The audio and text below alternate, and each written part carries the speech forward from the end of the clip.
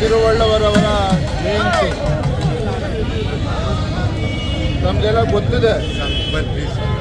ಕಳೆದ ಹಲವಾರು ದಶಕಗಳಿಂದ ಮೊಬೈಲ್ ಒಂಚೂರು ಹಿಂದೆ ತೊಗೊಳಕ್ಕೆ ಬೆಂಗಳೂರಿನಲ್ಲಿ ತಿರುವಳ್ಳವರ ಪ್ರತಿಮೆ ಅನಾವರಣಗೊಳ್ಳಬೇಕು, ಚೆನ್ನೈಯಲ್ಲಿ ಸರ್ವಜ್ಞರವರ ಒಂದು ಪ್ರತಿಮೆ ಅನಾವರಣಗೊಳ್ಳಬೇಕು, ನಿರಂತರವಾಗಿ ಹೋರಾಟ ನಡೀತಾ ಇತ್ತು. ಹಲವು ದಶಕಗಳ ಹೋರಾಟಕ್ಕೆ ಉತ್ತರವೂ ಕೂಡ ಸಿಗದೇ ಇರತಕ್ಕಂಥ ಸಂದರ್ಭ 2009ರಲ್ಲಿ ಸನ್ಮಾನ್ಯ BS ಯಡಿಯೂರಪ್ಪನವರು ರಾಜ್ಯದ ಮುಖ್ಯಮಂತ್ರಿ ಇದ್ದಾಗ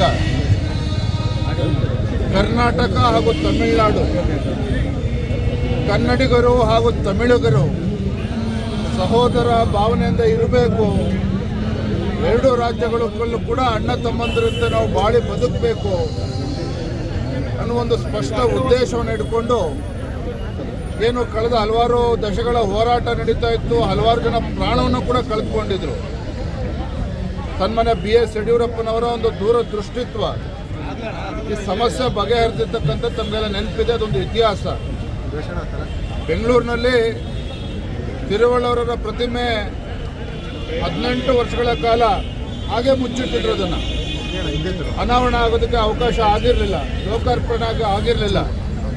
ಆದರೆ ಯಡಿಯೂರಪ್ಪನವರು ರಾಜ್ಯದ ಮುಖ್ಯಮಂತ್ರಿಗಳು ಅವತ್ತು ತಮಿಳುನಾಡು ಮುಖ್ಯಮಂತ್ರಿಗಳ ಜೊತೆ ಸಮಾಲೋಚನೆ ಮಾಡಿ ಸ್ಪಷ್ಟ ಸಂದೇಶವನ್ನು ಕಳಿಸಬೇಕು ಕರ್ನಾಟಕ ತಮಿಳುನಾಡು ಮಧ್ಯೆ ಅಂತೇಳಿ ತಮಿಳುನಾಡು ಮುಖ್ಯಮಂತ್ರಿಗಳು ಕೂಡ ಮನವರಿಕೆ ಮಾಡಿಕೊಟ್ಟು ಇಲ್ಲಿ ಸರ್ವಜ್ಞರ, ಇಲ್ಲಿ ತಿರುವಳ್ಳರವರ ಒಂದು ಪ್ರತಿಮೆ ಲೋಕಾರ್ಪಣೆ ಆಯಿತು.